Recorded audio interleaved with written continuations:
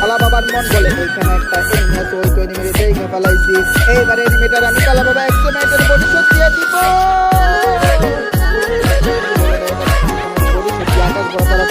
ভাই অস্বী করবে। আমি কালা বাবা দেখি কেমন এটার মনে গেছি ফেকারিয়া জমা আলাম তারপর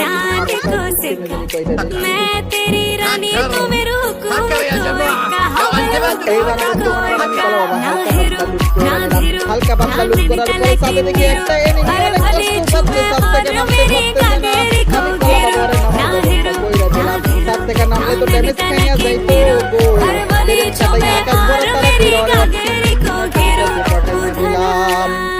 আমার টিমমেট কার সাথে ফাইটিং করে, হায় হায় টিমমেট দেখি আকাশ ভরা তারা হয়ে গেছে।